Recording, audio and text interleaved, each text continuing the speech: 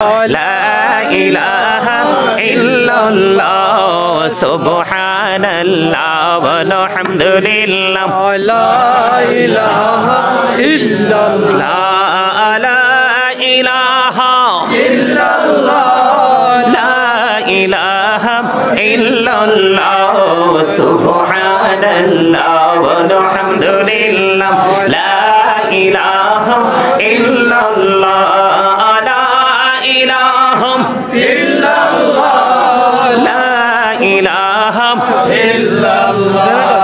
নবী আমার নহরের ফুতুল জগত করলেন ও জালা নবী আমার নহরের ফুতুল জগত করলেন ও জালা রোজ হাসরে করবেন তিনি উম্মতের ফয়সালা সুবহানাল মহব্বতে আলহামদুলিল্লাহ লা ইলাহা ইল্লাল্লাহ সুবহানাল্লাহ ওয়ালহামদুলিল্লাহ লা ইলাহা ইল্লাল্লাহ সুবহানাল্লাহ ওয়ালহামদুলিল্লাহ লা ইলাহা ইল্লাল্লাহ লা ইলাহা ইল্লাল্লাহ লা ইলাহা ইল্লাল্লাহ নামের সাথে নাম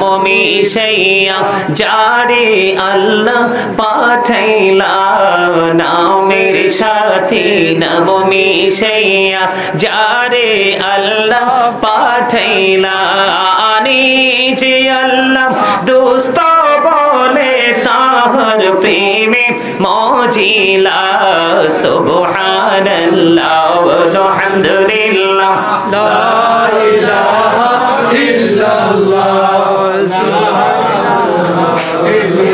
সুবহানাল্লাহ ওয়ালহামদুলিল্লাহ লা ইলাহা ইল্লাল্লাহ লা ইলাহা ইল্লাল্লাহ লা ইলাহা ইল্লাল্লাহ শাহাদাতের বাণী ঠোঁটে আসিলেন কামলি ওয়ালা শাহাদাতের বাণী ঠোঁটে আসিলেন কামলি ওয়ালা মক্কাতে ফুটিল রফি নূরে মিন নূরে আলা সুবহানাল্লাহ আলহামদুলিল্লাহ লা ইলাহা ইল্লাল্লাহ লা ইলাহা ইল্লাল্লাহ লা ইলাহা ইল্লাল্লাহ আরশ কুরসি লৌহ কলম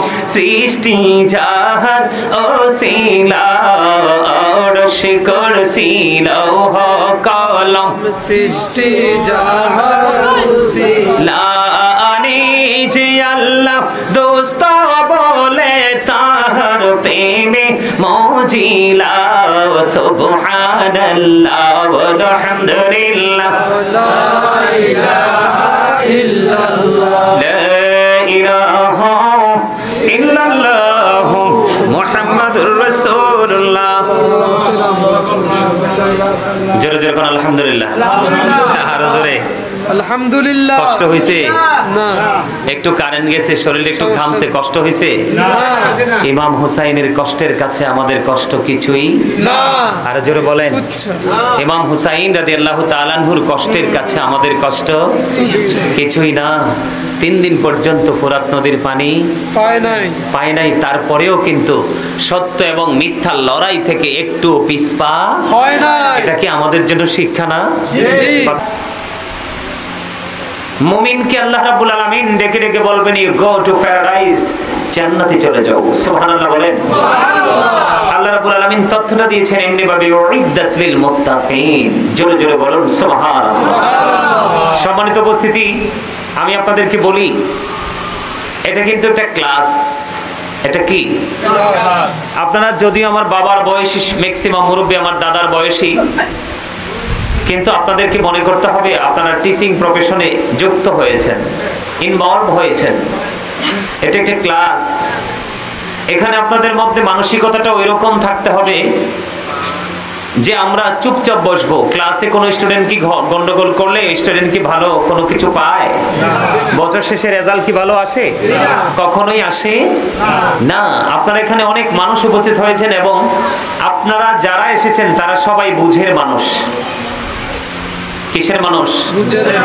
আমি আপনাদেরকে খুশি করার জন্য বলছি না। আপনাদের মতো আজকে যে মুরব্বীগুলোকে আমি এখানে দেখতে পাচ্ছি আমার পাশে সামনে, এই মুরব্বীগুলো যতদিন থাকবে ততদিনই পৃথিবীটা ভালো থাকবে।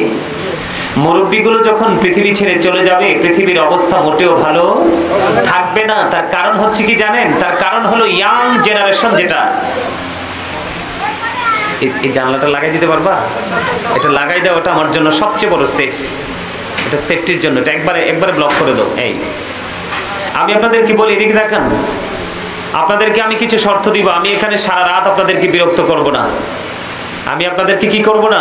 সারা রাত বিরক্ত করব না। আপনাদের যতক্ষণ আলোচনা শুনবেন আমি আপনাদেরকে আলোচনাটা গুছিয়ে আপনাদেরকে বোঝানোর জন্য আমি এখানে এসেছি। কারণ এখনকার মানুষের মধ্যে আমল তো নাই, সাথে সাথে ঈমানও ধ্বংস হয়ে যাচ্ছে। কি বলেন দাদা ভাই? ঠিক বলছি না? এখনকার ছেলে মেয়েদের মাঝে কাছে কি ঈমান আছে? ম্যাক্সিমাম ছেলে মেয়েরাই তো পথভ্রষ্ট। হয়তো বা হাজারের মধ্যে 100-এর মধ্যে 2-4টা ভালো পাওয়া যায়। কারণ আপনাদের মুরব্বীদের মধ্যে সকাল থেকে বিকেল পর্যন্ত ধর্মীয় চর্চা খুঁজে পাওয়া যায়। কি খুঁজে পাওয়া যায়? ধর্মীয় চর্চা খুঁজে পাওয়া যায়। আর বর্তমান যে গোটা বাংলাদেশ আমাদের বর্তমান যে ইয়াং জেনারেশন, ছেলে যুবক যুবতী, ছেলে বলেন মেয়ে বলেন, ওদের চর্চা হলো সকাল থেকে বিকেল পর্যন্ত বেঈমান কাফেরদের অপসংস্কৃতি নিয়ে চর্চা। জি, কথা বলতে পারেন না? আরো জোরে। জি। সত্য কথাটা বললে একটু খারাপই লাগে, কারণ আল হাক্কু মুররুন, হক কথাটা একটু তিতা। হক কথা কি তিতা?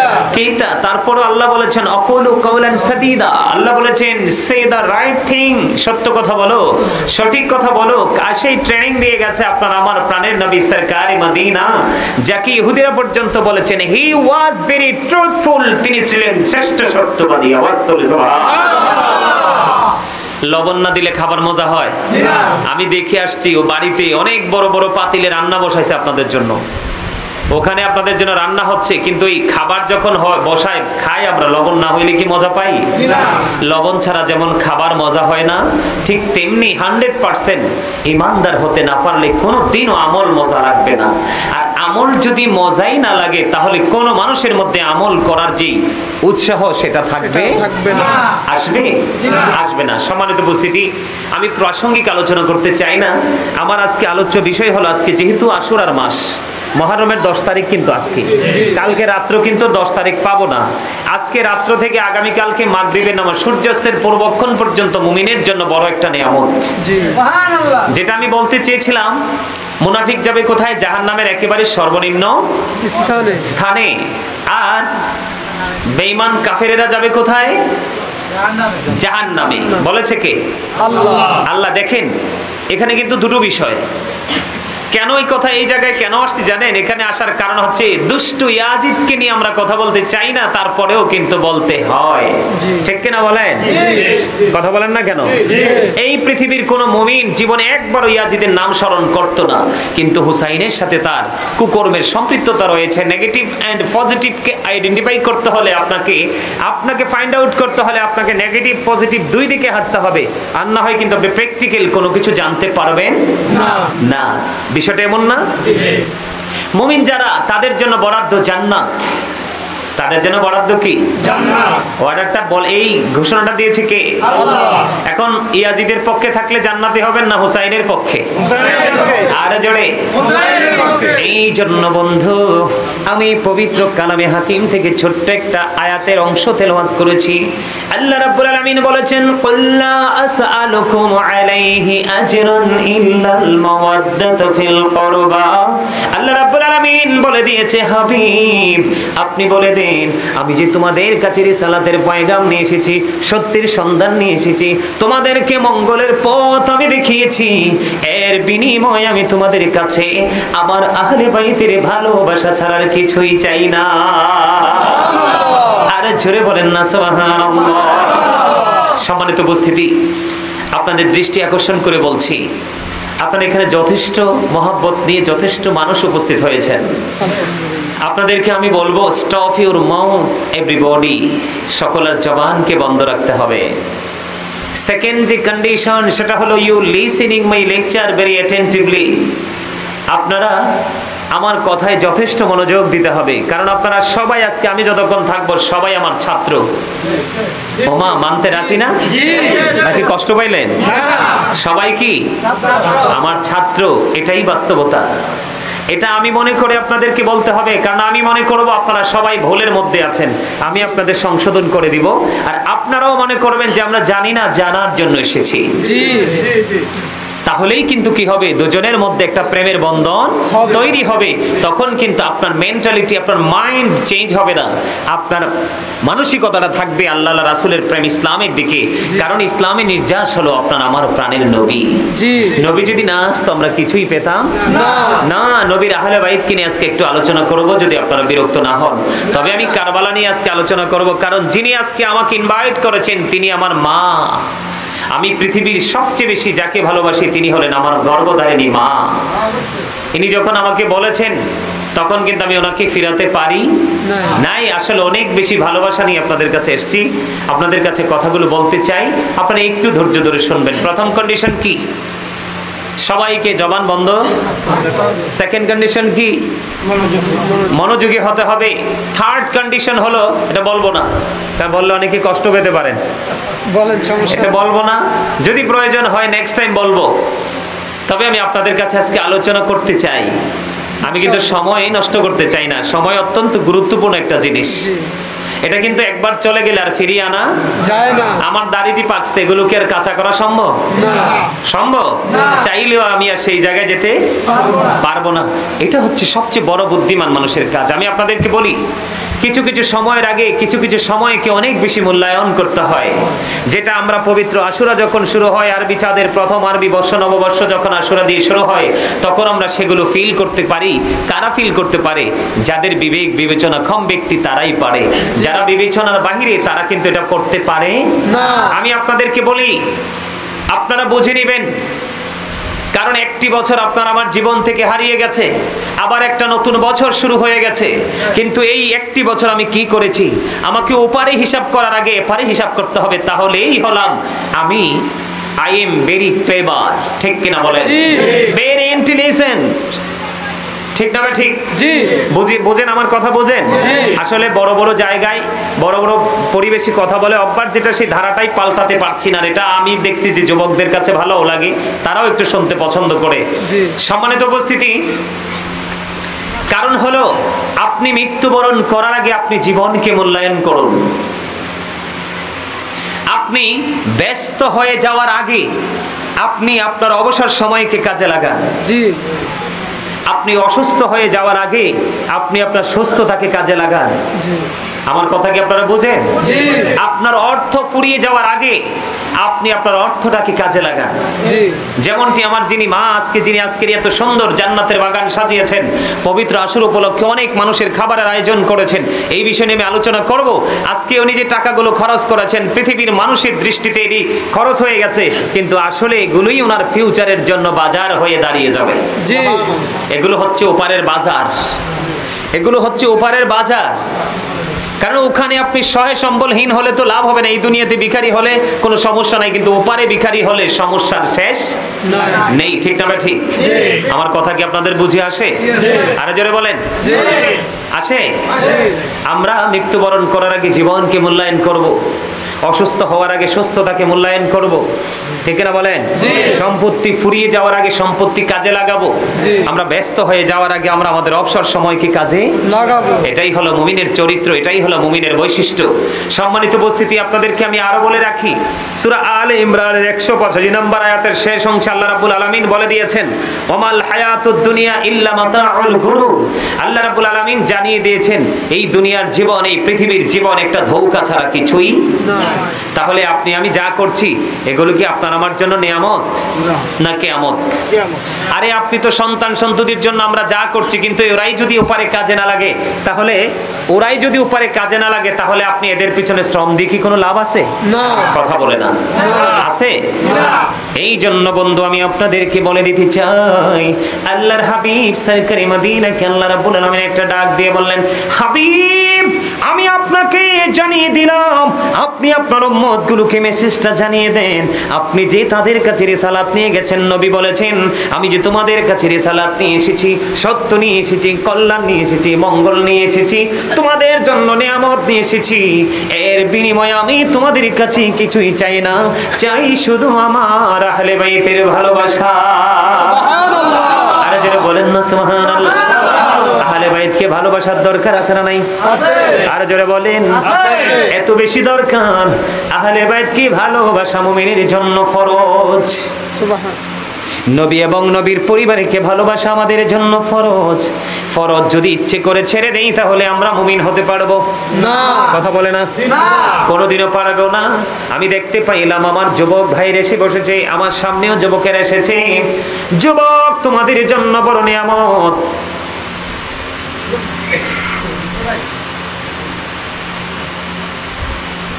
তোমাদের জন্য বড় নিয়ামত। আমার কথা নয়, আমি আপনাদেরকে আবারও বলছি, মনোযোগ দিয়ে শুনবেন। আমি সারা রাতের জন্য আসিনি বন্ধু, আমি পরে আশুরার মাসের ফজিলত নিয়ে আলোচনা করব।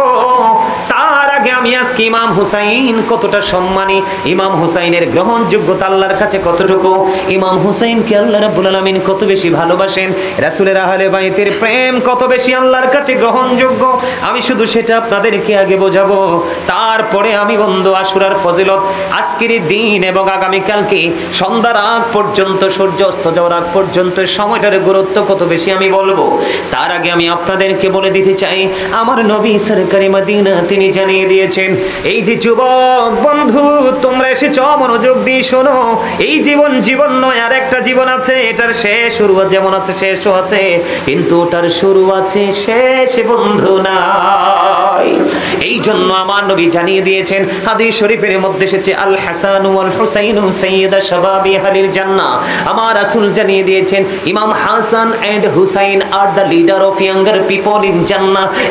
যুবক তোমাদের সবাইকে আমি বলে দিতে চাই, তোমাদের কোনো ভয় করার কোনো কিছু নেই। আমার নবী জানিয়ে দিয়েছেন, ইমাম হাসান হুসাইন দুই ভাই তোমাদের জান্নাতে লিডার হয়ে যাবে। আর যারা বলেন না সুবহানাল্লাহ।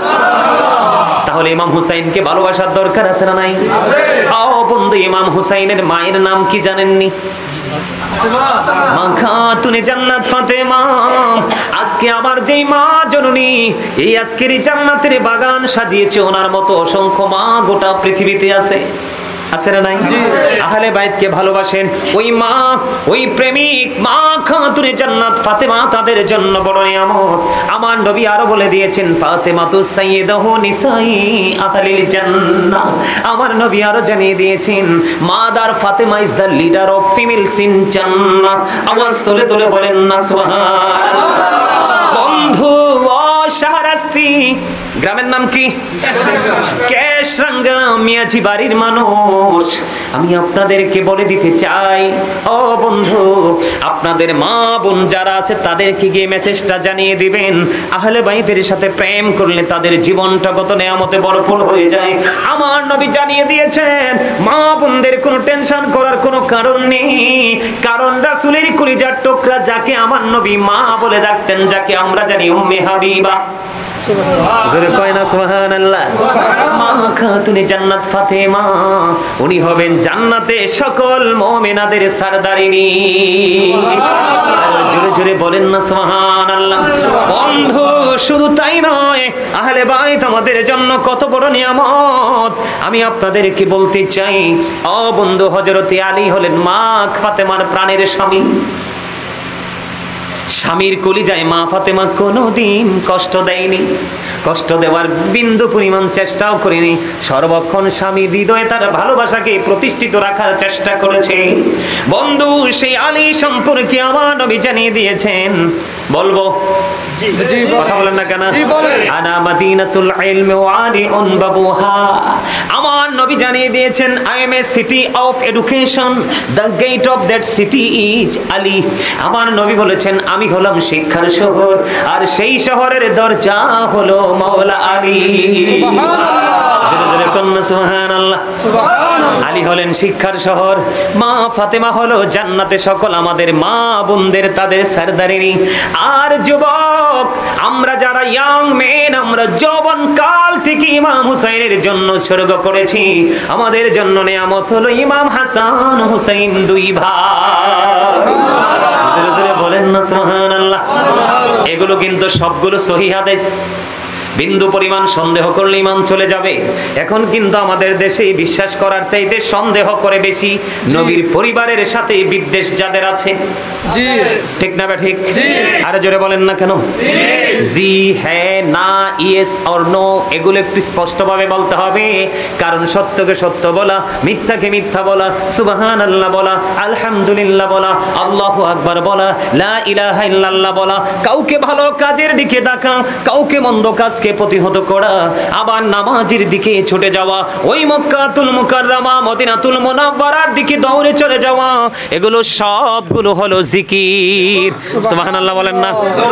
আর জোরে বলেন সুবহানাল্লাহ। আরেকটু মহব্বতে সুবহানাল্লাহ। সুবহানাল্লাহ বলো, হামদুলিল্লাহ, লা ইলাহা ইল্লাল্লাহ, সুবহানাল্লাহ বলো, হামদুলিল্লাহ, লা ইলাহা ইল্লাল্লাহ, লা ইলাহা ইল্লাল্লাহ, লা ইলাহা ইল্লাল্লাহ, সুবহানাল্লাহ বলো, হামদুলিল্লাহ, লা ইলাহা ইল্লাল্লাহ, লা ইলাহা ইল্লাল্লাহ, লা ইলাহা ইল্লাল্লাহ।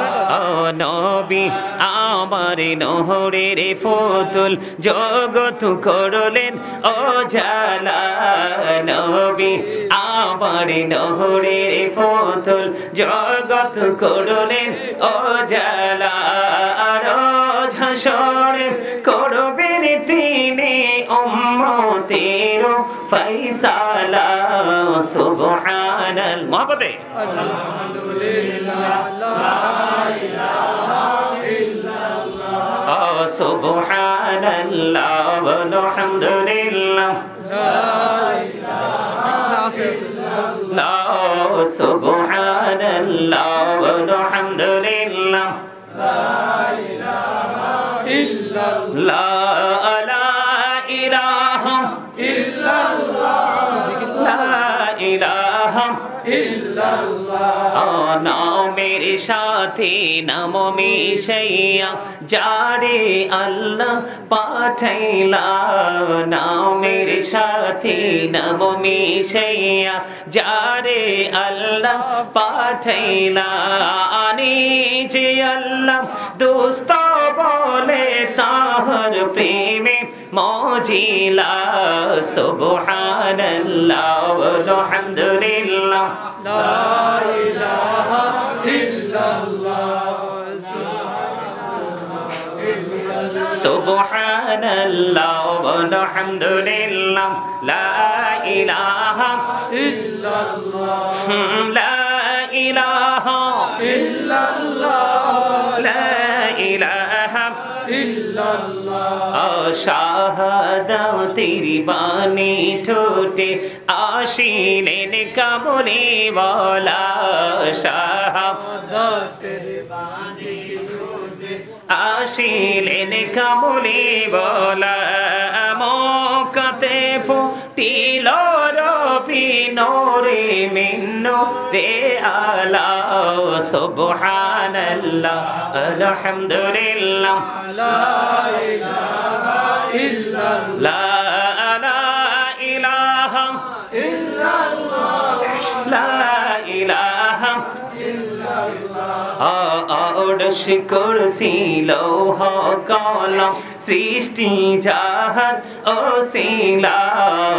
অর্শ কুরসি লৌহ কলম সৃষ্টি যাহার ওসিলা। লা যে আল্লাহ দোস্ত বলে তাহার প্রেমে মজিলা সুবহানাল্লাহ আলহামদুলিল্লাহ লা ইলাহা ইল্লাল্লাহ লা ইলাহা ইল্লাল্লাহ মুহাম্মাদুর রাসূলুল্লাহ